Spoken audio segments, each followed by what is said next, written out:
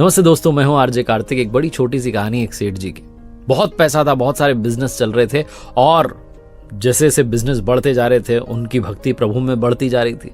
लेकिन समस्या ये थी कि सेठ जी के पास में, उस व्यापारी के पास में समय नहीं था कि भगवान की भक्ति करें।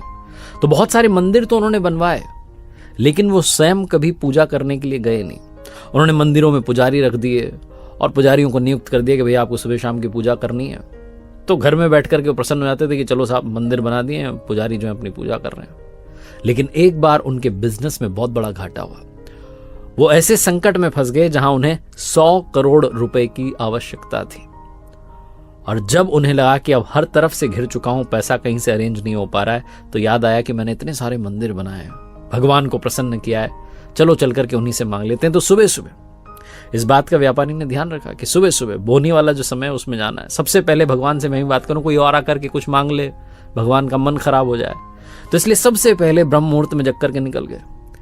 लेकिन जब पहुंचे अपने बनाए हुए एक मंदिर में, तो देखते हैं कि उनसे पहले लाइन में आकर के एक भिखारी खड़ा हुआ है। सेठ जी का दिमाग खराब हो गया कि इस भिखारी ने आकर के पता नहीं क्या ये मांगेगा और पता नहीं भगवान का जो है मन खराब ना कर दे, उनकी इच्छा ही खराब हो जाए, क्या पता वो मुझे देना दे।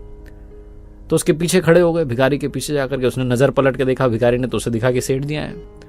अब सेठ जो थे वो ये सोच रहे थे कि भिखारी क्या मांगने आया है, इसको क्या चाहिए।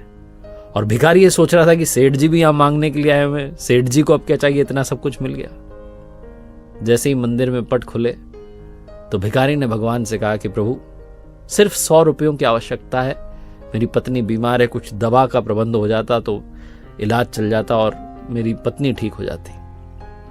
और वो बोले जा रहा था, भगवान बस 100 रुपये, बस 100 रुपये मुझे आज दिन भर में मिल जाए, ऐसी कृपा कर देना कि 100 रुपये शाम तक इकट्ठे हो जाए। सेठ जी का दिमाग खराब हो गया।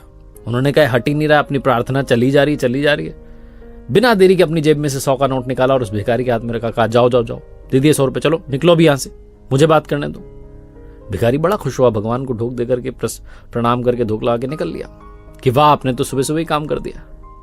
अब बारी थी सेठ जी की। सेठ जी हाथ जोड़ के खड़े होकर कहने लगे, प्रभु उस भिखारी को तो मैंने भगा दिया 100 रुपये देकर के, अब मेरी बात सुन लो, मुझे 100 रुपये नहीं 100 करोड़ रुपए चाहिए। कहीं से भी उसका इंतजाम करवा दो प्रभु, बस मुझ पर कृपा बरसा दो। बोले जा रहे थे बार बार।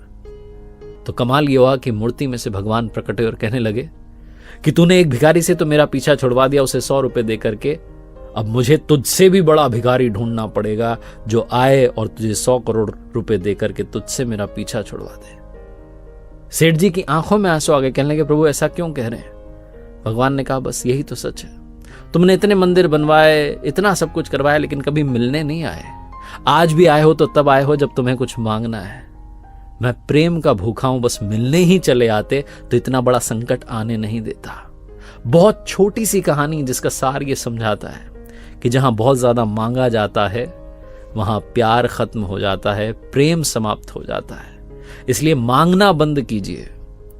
अगर मांगना ही चाहते हैं तो बस सब्र मांग लीजिए कि प्रभु मुझे धैर्य दीजिए, सब कुछ मैं अपने दम पर करूंगा, बस मुझे सब्र दे दीजिए और आपकी कृपा बनाए रखिए।